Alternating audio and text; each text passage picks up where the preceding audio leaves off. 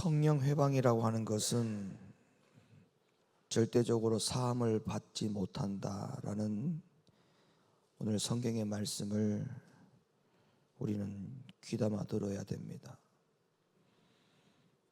모든 죄와 해방은 사함을 얻을 수가 있지만 성령을 회방하는 죄에 대하여는 사함을 얻지 못한다라고 했기 때문에 우리가 신앙생활을 하는 가운데 있어서 성령의 회방은 어떤 일이 있어도 해서도 안 되고 또한 있어서도 안 되고 용납되어서도 안 되는 일입니다.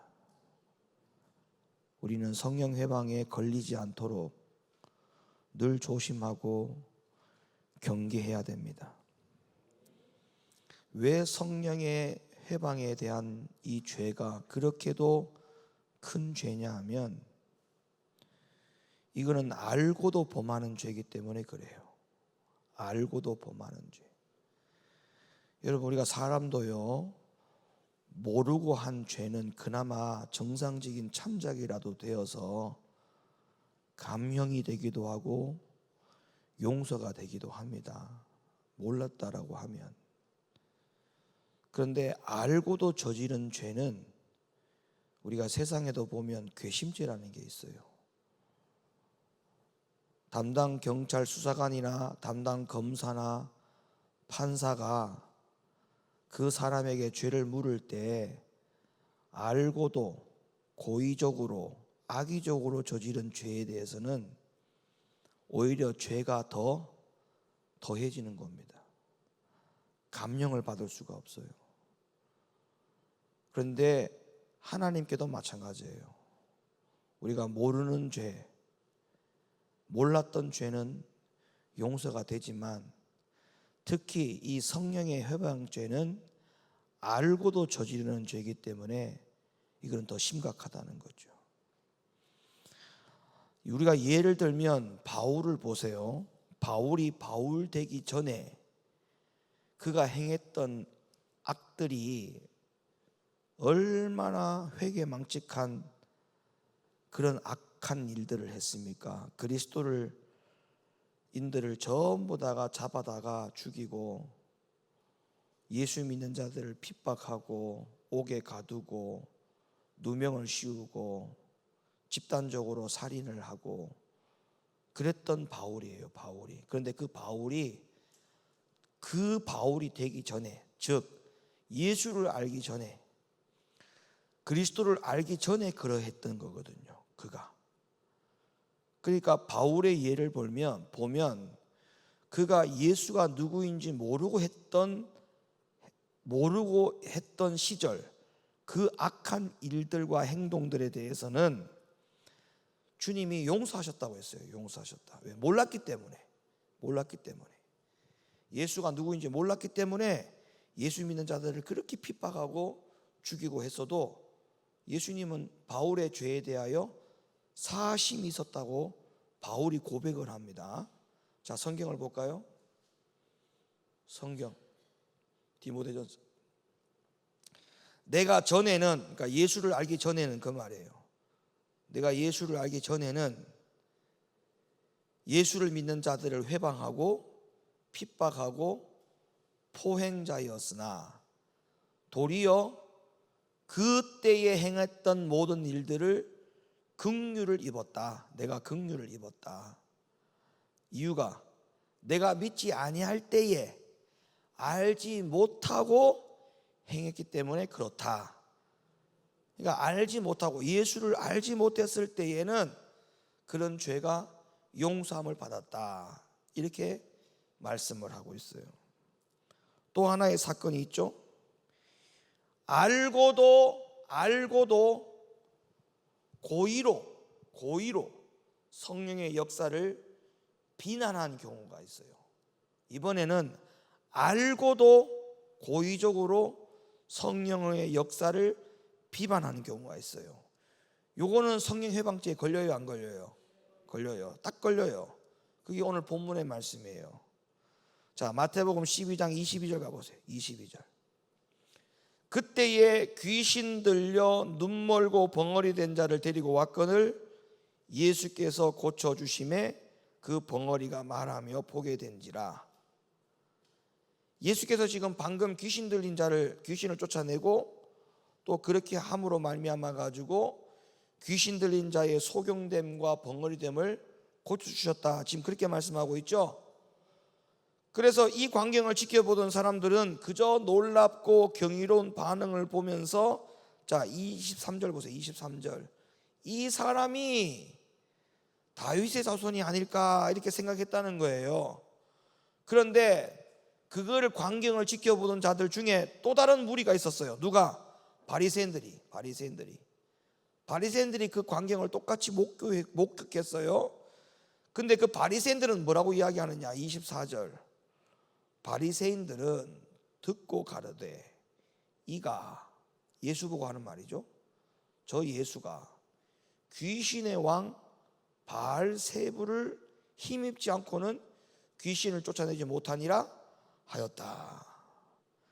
그러니까 성령을 힘입어서 행하신 기적을 귀신의 힘을 빌려 가지고 했다라고 왜곡하는 거예요. 지금 이걸 맞아요 안 맞아요? 왜곡하는 거죠. 그래서 이 왜곡에 대하여 예수님께서 뭐라고 경고하셨느냐? 마태복음 12장 31절, 그러므로 내가 너희에게 이르노니 사람의 모든 죄와 해방은 사하심을 얻되 성령을 회방하는 것은 사하심을 얻지 못하겠고, 또 누구든지 말로 인자를 거역하면 사하심을 얻되 누구든지 말로 성령을 거역하면 이 세상과 오는 세상에도 사하심을 얻지 못하리라. 오늘 본문의 말씀이 왜 나오게 됐는지 이유를 알겠죠. 자, 그 다음에 또 마가복음으로 한번 가볼까요? 마가복음 3장, 내가 진실로 너희에게 이르노니 사람의 모든 죄와 무릇 회방하는 회방은 사하심을 얻되 누구든지 성령을 회방하는 자는 사하심을 영원히 얻지 못하고 영원한 죄에 처하느니라 하시니.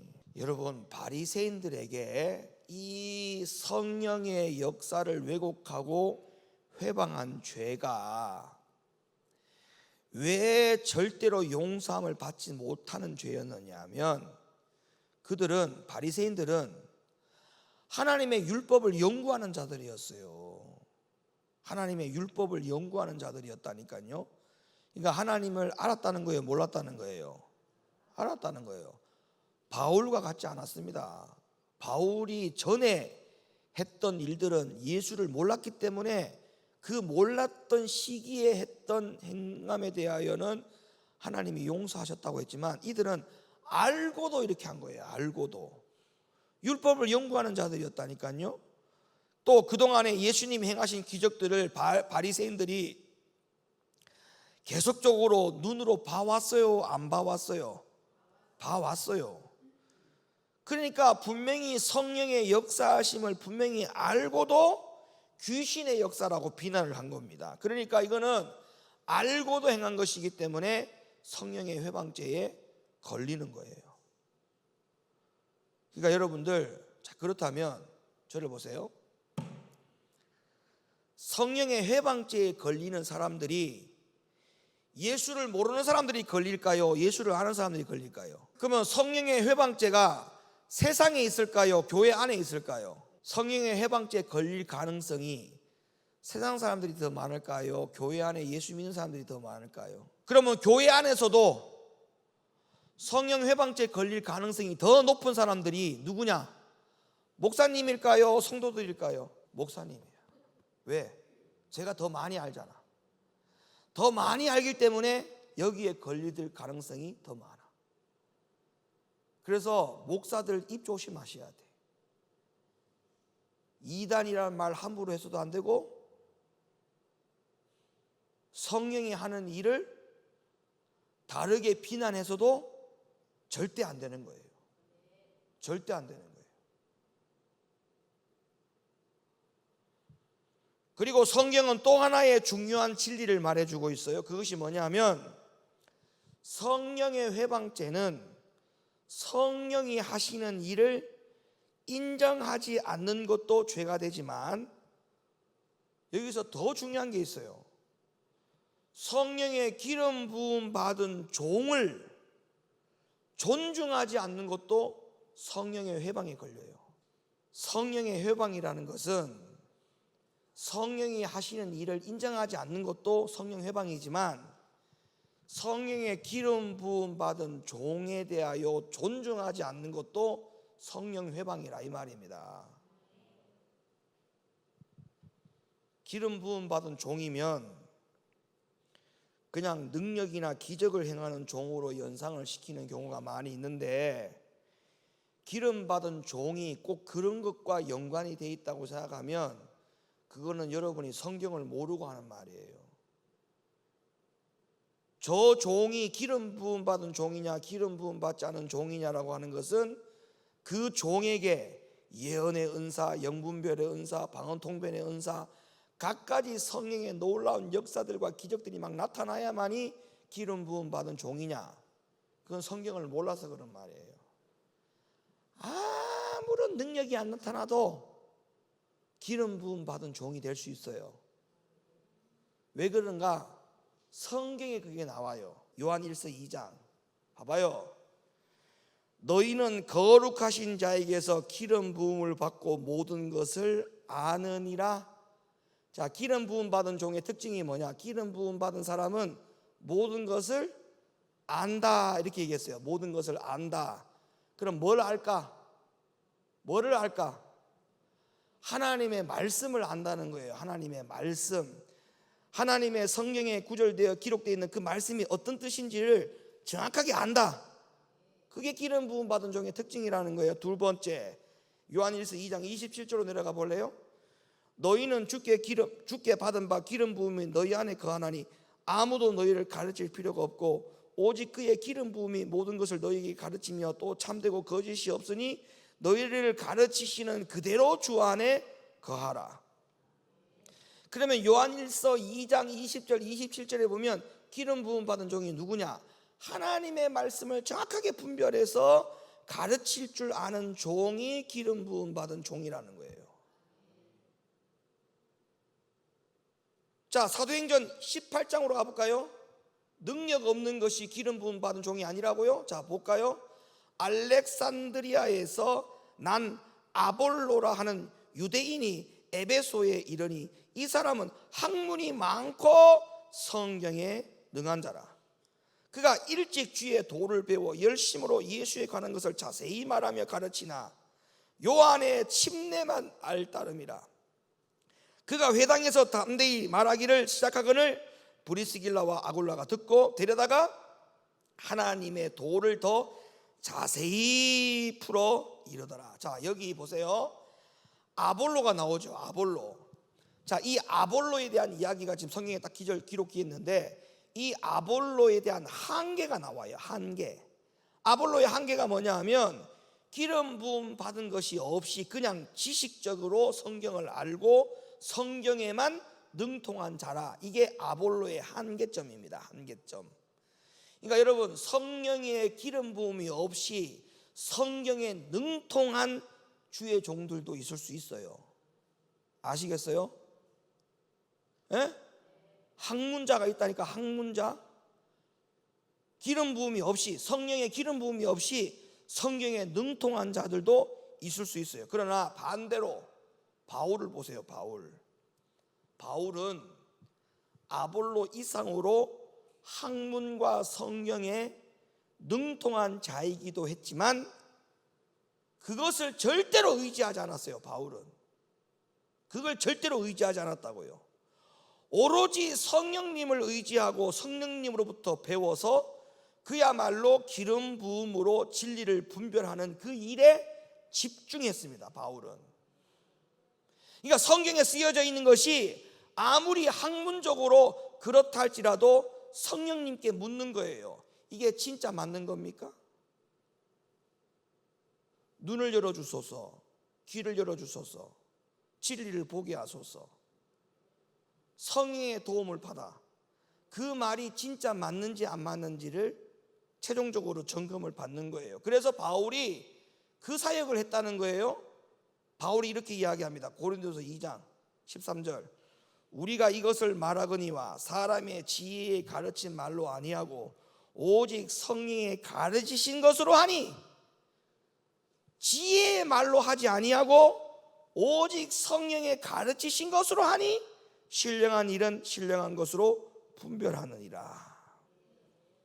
그러니까 오늘날 하나님의 말씀을 가르치는 주의 종들 가운데 그냥 성령의 도움이 없이 성경의 학문에 능통한 것을 가지고 전하는 자가 있는가 하면, 성경과 학문에 능통하기는 하지만 그것을 의존하지 않고 성령님께 더 의존을 해서 성령의 기름 부음을 받아서 하나님의 말씀의 진리를 분별해서 분별된 것을 가지고 구별하여 하나님의 말씀을 전하는 그야말로 기름 부음 받은 종들이 있다는 거예요.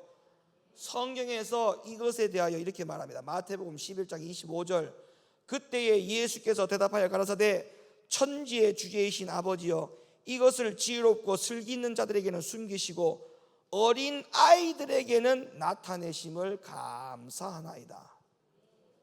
자기 지혜를 구하고 학문과 성경에 능통하여 하나님의 말씀을 전하는 자에게는 하나님이 1절 성령을 통해서 더 이상 가르치지 않는다는 거예요. 그러나 성경에 능통한, 학문적으로 능통한 그 자들보다 성령의 도움을 요청하여 하나님의 말씀의 진리를 옳게 분별하고 애를 쓰는 주의 종들은 그 마음이 어린아이와 같아서 하나님은 하나님의 비밀의 말씀을 그런 어린 아이와 같은 주의 종들에게 더 말씀을 나타내어 주신다, 이렇게 말씀하고 있어요. 그러면 우리가 기름 부음 받음을 통해 말씀을 전하는 주의 종들에게 우리가 어떻게 대해야 될 것인가? 그것을 존중하는 것이 하나님을 존중하는 것이고, 그렇게 기름 부음 받은 종의 말씀을 들을 때에 그것을 하나님의 말씀으로 받는 것이 곧 주의 종을 하나님 섬기듯이 섬기는 것과 같은 것이기 때문에, 만약에 이렇게 하지 않을 경우에는 그것이 전부 다 뭐냐? 성령을 회방하는 거란 말이에요. 성령을 회방하는 거라고요. 일찍이 주의 종은 성령의 기름 부음을 받아가지고 성령의 도움을 받아 하나님의 말씀을 옳게 분별해서 전하는데, 그거를 존중하지 않는 것 자체가 바로 성령을 회방하는 행위라는 거예요. 사무엘하 1장 5절로부터 15절의 내용을 읽어보면요, 한 사람이 사울의 진영에서 사울의 죽음을 보고 이것이 희소식인 줄 알고 다윗에게 가서 사울이 죽었다라고 하는 내용을 이야기합니다. 그러자 다윗이 그 청년에게 물었어요. 뭐라고 물었느냐? 5절 봐봐요. 5절. 다윗이 자손에게 고하는 소년에게 묻되 사울과 그 아들 요나단의 죽은 줄을 네가 어떻게 아느냐? 이렇게 물었단 말이에요. 그러니까 이 청년이 이렇게 말합니다. 그 다음 말씀. 그에게 고하는 소년이 가로되 내가 우연히 길보아 산에 올라보니 사울이 자기 창을 의지하였고 병거와 기병은 저를 촉굽히 따르는데 사울이 뒤로 돌이켜 나를 보고 부르시기로 내가 대답하되 내가 여기 있나이다 한즉 내게 이르되 너는 누구냐 하시기로 내가 대답하되 나는 아말렉 사람이다 한즉 또 내게 이르되 내 목숨이 아직 내게 완전히 있으므로 내가 고통에 들었나니 너는 내 곁에 서서 나를 죽이라 하시기로 저가 엎드려진 후에는 살 수 없는 줄을 내가 알고 그 곁에 서서 죽이고 그 머리에 있는 멸류관과 팔에 있는 고리를 벗겨서 내 주께로 가져왔나이다.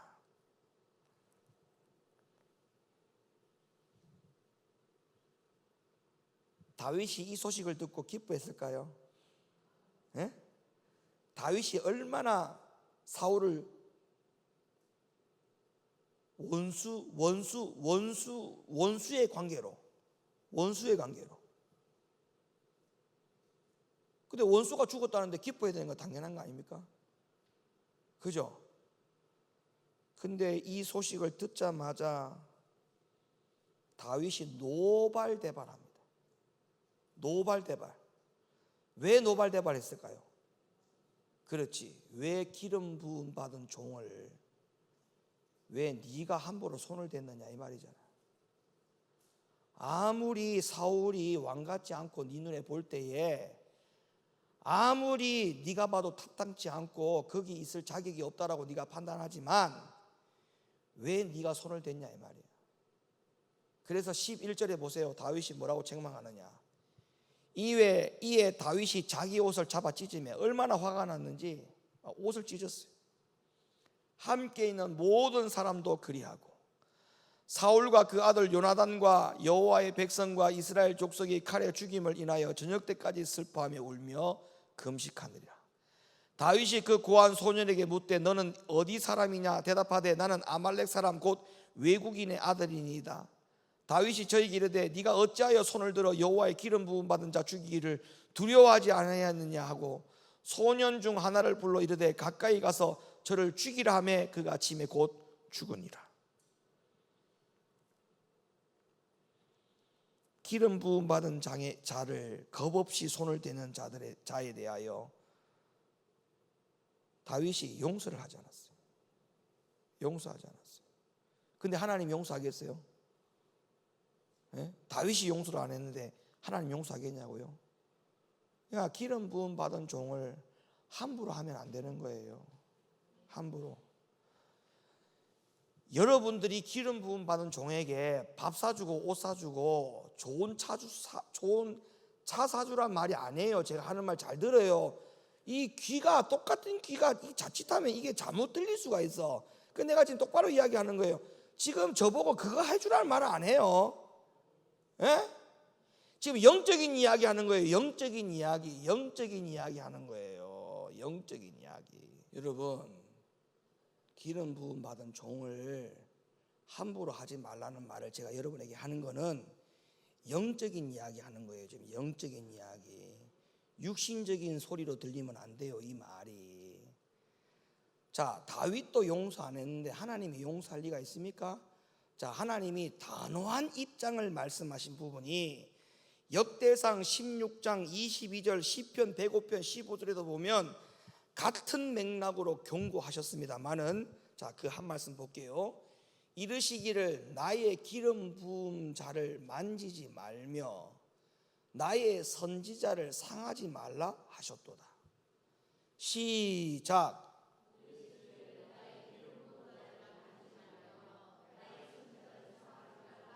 여러분, 성경에 보면요, 다윗은 기름 부음이 떠나고 악한 신이 임한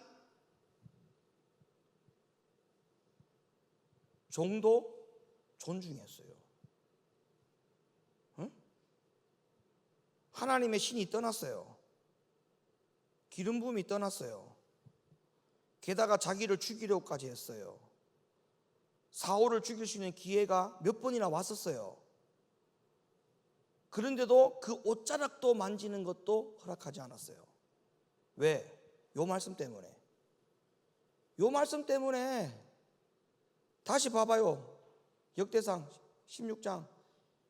나의 기름 부은 자를 만지지 말며 나의 선지자를 상하지 말라.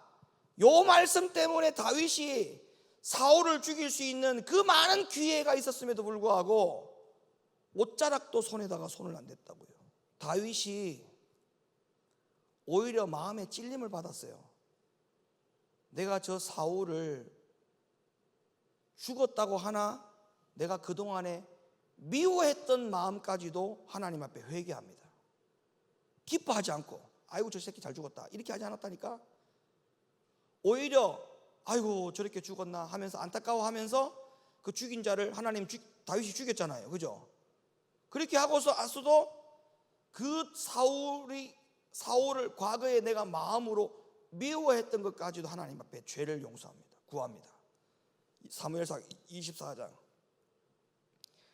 다윗의 사람들이 가로되 보소서 여호와께서 당신에게 이르시기를 내가 원수를 네 손에 붙이리니 네 송인의 선한 대로 그에게 행하라 하시더니 이것이 그날이다. 다윗이 일어나서 사울의 겉옷자락을 가만히 베니라.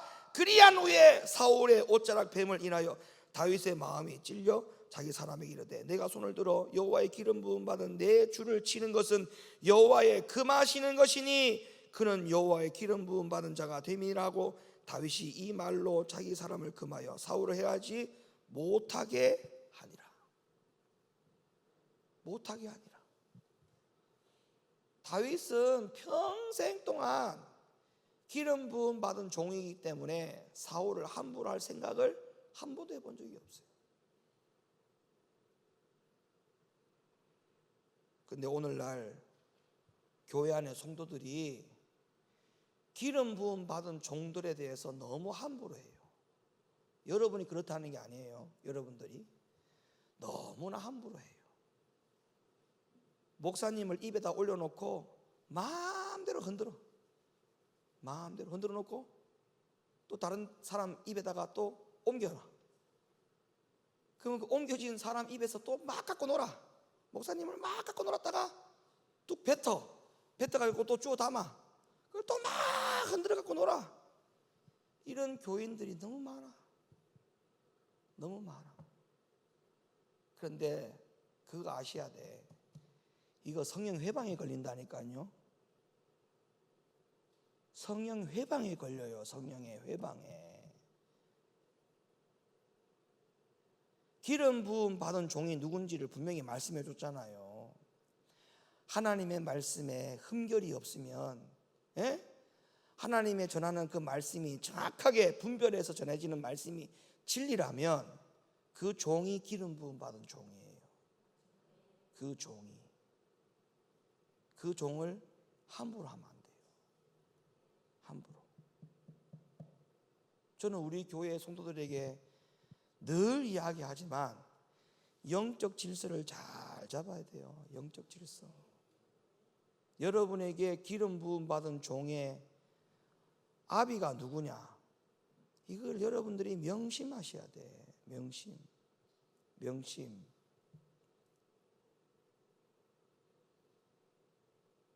이 순번이 잘못 바뀌었다가는 여러분에게 영적으로 아무 유익이 되지 않는다는 사실을 아셔야 돼. 본인은 기쁘고 좋아서 열심히 하지만 하나님은 기뻐하지 않습니다. 이 세상 모든 주의 종이 다 내 주인이 내 아비가 될 수 있느냐? 영적인 아비가 될 수 있느냐? 천만의 말씀. 그렇지 않습니다.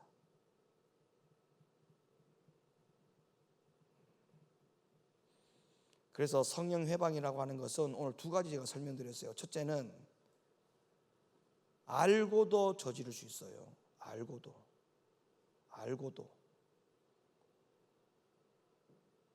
성령이 하는 모든 일들을 비방하는 것이 성령 회방에 걸려요. 또 하나 뭐라고요? 성령의 기름 부음 받은 주의 종을 함부로 하는 것도 성령 회방에 걸려요. 그러니까 성령이 하는 사역을 비방하거나 회방하는 것도 성령 회방이지만 기름 부음 받은 종, 그 종을 업신여기고 함부로 하는 것도 성령 회방이다. 이걸 기억하시길 바랍니다. 그러니까 주의 종의 말을 잘 들어야 돼요.